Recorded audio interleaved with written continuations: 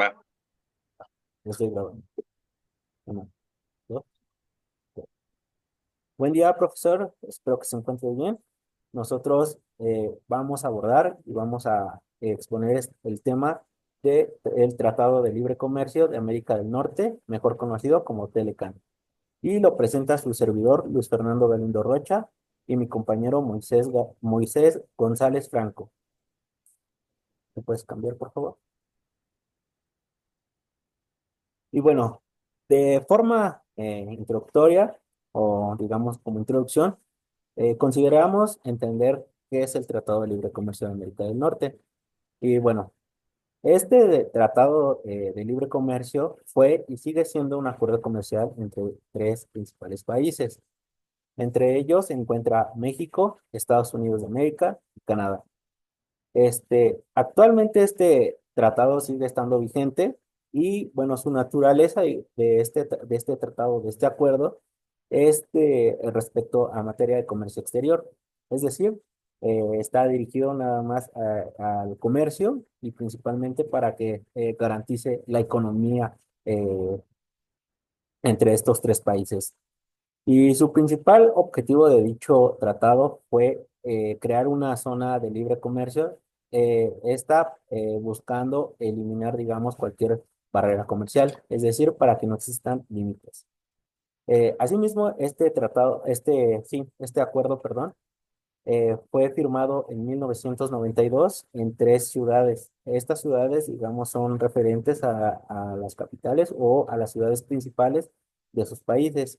Entre ellas está Washington por parte de Estados Unidos, Ottawa por parte de Canadá y en México fue en el Distrito Federal, actualmente Ciudad de México. Asimismo, su entrada en vigor fue en 1994. ¿Me puedes cambiar, compañero?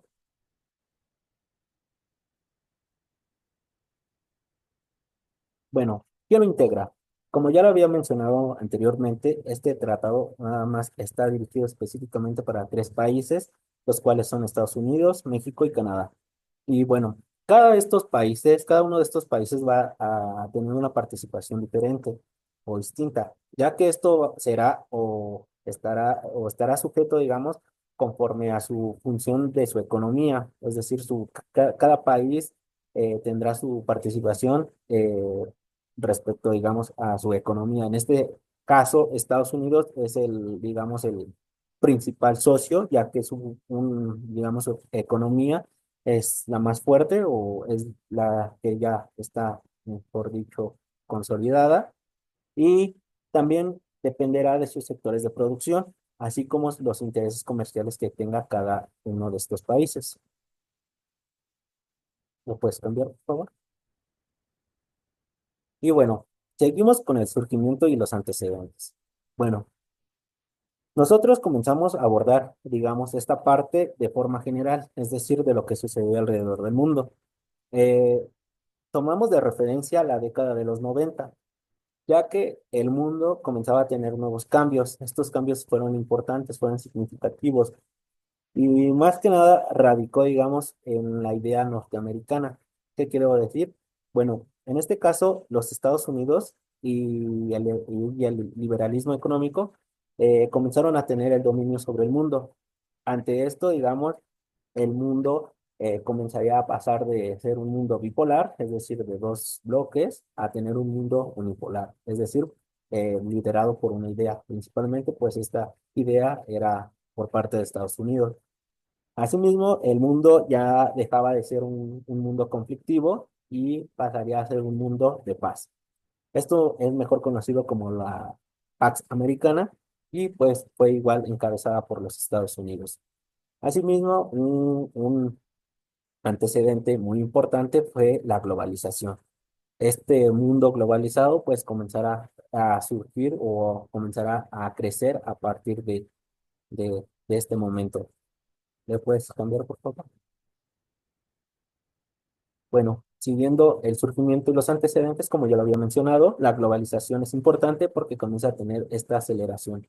Es decir, comienza a crecer de forma significativa y, bueno, se debe entender la globalización como este aumento de que el mundo cada vez está conectado, cada vez más está comunicado, conectado y pues existe una interdependencia, ¿no? Eh, Como consecuencia de esta globalización, podemos observar que lo geopolítico comienza a ser desplazado por lo comercial. Esto por la idea del liberalismo económico y político que se impone por parte de los Estados Unidos. Y también comenzamos a observar que la economía debe ser integrada. También tenemos la parte del consenso de Washington, que es una idea de liberalismo económico y ese está más que nada dirigido, digamos, hacia América Latina. Eh, un año importante para entender todo esto fue el de 1989, igual cuando se dio este consenso de Washington. Y bueno, como lo había mencionado, la globalización comienza a tener un gran papel en este momento. El aumento de conexiones e interdependencia de todos los países y regiones del mundo comenzará a tener una gran aceleración, ¿no? Todos los países comienzan a estar comunicados, unos van a depender unos de otros y comienza también a tener esta visión de crear tratados comerciales. ¿Me puedes cambiar, por favor? Bueno, siguiendo igual con el surgimiento y antecedentes de esta parte, digamos, más regional, dirigida, digamos, hacia, bueno, desde la perspectiva de México, podemos encontrar que surgió a raíz, perdón, de hacerle frente al crecimiento económico de Asia, específicamente de China, ya que China era o comenzaba a ser uno de los principales socios de distintos países, ¿no? También, como antecedente, también tenemos que ya había existido un acuerdo, un tratado de libre comercio entre nada más Canadá y Estados Unidos, nada más estos dos países, y también como antecedente, digamos, por parte de México, tenemos que en 1986 México ingresa al Acuerdo General sobre Aranceles, Aduaneros y Comercio. Este acuerdo fue muy importante o fue clave porque ante esto México comenzó a ser un país muy atractivo y e interesante, digamos, en cuestiones de invertir o de tener relaciones comerciales eh, para esto, digamos, para que Estados Unidos pues tuviera esta conexión con México. Fue, digamos, un acuerdo muy importante para que Estados Unidos lo observara como un país interesante, ¿no? Y bueno, este acuerdo, digamos, por sus siglas es mejor conocido como hogar. Y bueno, por mi parte, digamos, sobre surgimiento de antecedentes sería todo.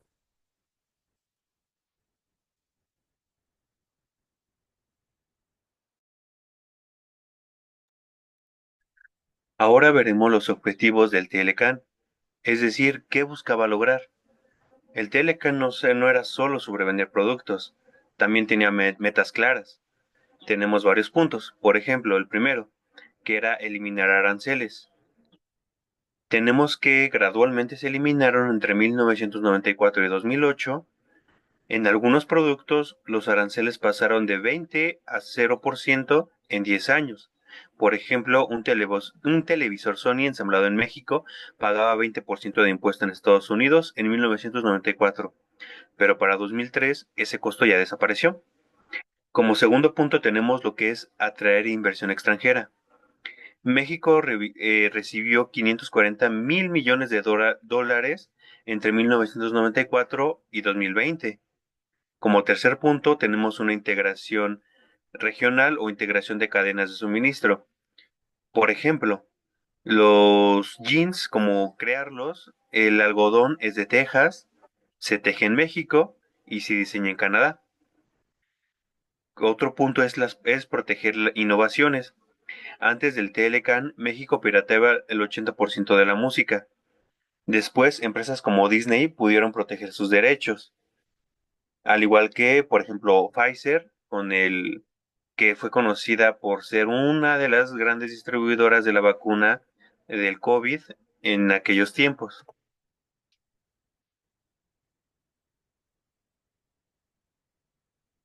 Encontramos también la estructura. ¿Cómo funcionaba? El TLK no fue un simple tratado. Tenía 22 capítulos que regulaban desde el medio ambiente hasta los salarios. Tenemos, ejemplo, unos puntos clave, que es, por ejemplo, el capítulo número 11, que permitía a empresas demandar a los gobiernos. Uno de los ejemplos es en 1997 que Canadá prohibió un químico tóxico en la gasolina y una empresa estadounidense los demandó y ganó 13 millones. En su capítulo 19 tenemos el mecanismo de solución de controversias antidumping. Esta evitaba que un país impusiera aranceles arbitrarios. En el capítulo 20 tenemos paneles trinacionales para resolver disputas comerciales. Además tenemos que son los acuerdos paralelos. Estos sirven para proteger el ambiente y los trabajadores, aunque muchos críticos dicen que fueron insuficientes. Por ejemplo, en México, los salarios en maquiladoras crecieron menos que la inflación.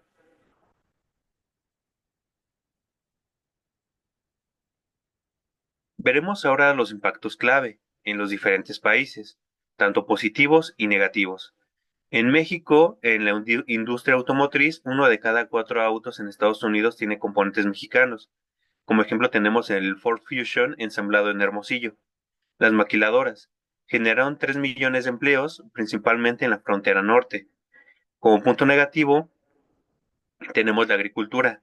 2 millones de campesinos abandonaron sus tierras por competencia con maíz y trigo subsidiados de Estados Unidos.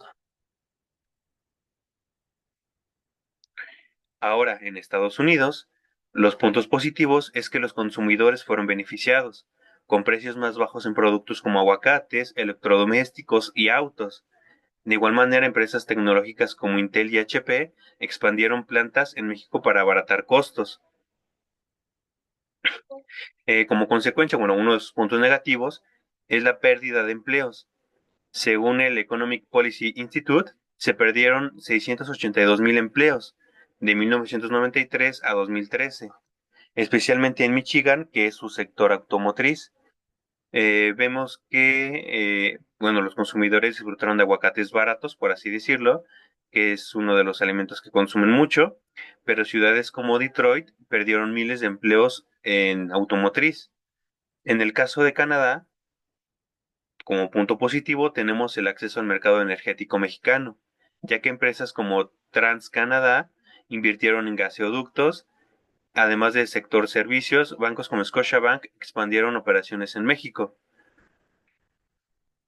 Como punto negativo tenemos la competencia en madera y lácteos, ya que los productores canadienses enfrentaron subsidios estadounidenses.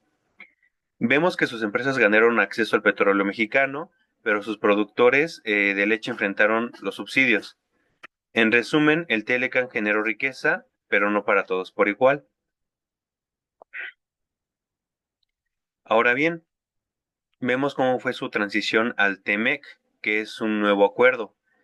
Vemos que su regla de origen automotriz del 75% de los componentes deben ser de orígenes regionales, antes 62,5 y 40 a 45% de mano de obra con salarios mínimos. Bueno, antes de continuar, vemos que el Telecan tuvo sombras, por ejemplo, la desigualdad. Mientras que Walmart crecía en México, las tiendas familiares quebraban, ya que al impulsarlas, en México lo local se iba para abajo. En cuanto al medio ambiente, en ciudades fronterizas como Tijuana, los ríos se llenaron de desechos tóxicos de fábricas. En cuanto a la migración, es otro punto importante. Los campesinos mexicanos sin trabajo migraron a Estados Unidos. Y bueno, paradójicamente, el Telecan aumentó los cruces ilegales.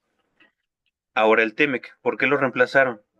La transición al Temec, bueno, el Telecan funcionó por 26 años, pero para el 2020 era un acuerdo un tanto obsoleto. Los tres países enfrentaron nuevas realidades: la era digital, la desigualdad laboral y presiones políticas. Hay varias razones por las que llevaron al nacimiento del TEMEC. Por ejemplo, la presión política con el descontento de Donald Trump. Otra que es el desequilibrio laborales, salarios bajos en México, ya que en México los salarios eran manufactura en 80% más bajos que en Estados Unidos. Esto incentivaba a empresas a mover plantas al sur. Ahora sí, bueno, continuando que en 2020 el Telecan se actualizó el TEMEC. Uno de sus cambios precisamente era más hecho en América, que era un eslogan que ahora el 75% de un auto debe ser fabricado en la región. de Estados Unidos, precisamente antes era el 62.5. En cuanto a los derechos laborales, México debe permitir sindicatos libres, algo que antes no ocurría. Antes se predominaban los sindicatos blancos. En el comercio digital, vemos la prohibición de aranceles a productos digitales como por ejemplo el software o música en línea. Otro caso es que Netflix o Spotify ya no pagan aranceles por sus servicios. En esencia, el TEMEC es un TLCAN 2.0, por así decirlo, adaptado a la era digital y a las demandas sociales.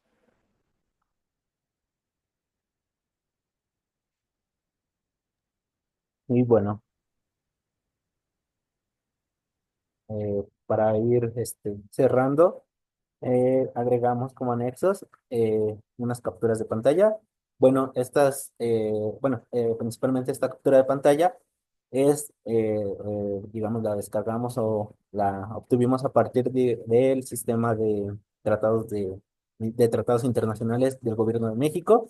Y bueno, aquí viene de forma detallada la información general sobre este acuerdo, este tratado.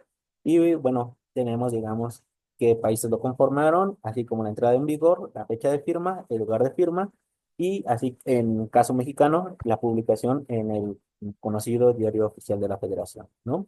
Y bueno, cómo estuvo la votación, entre otros. ¿Le puedes cambiar, compañero?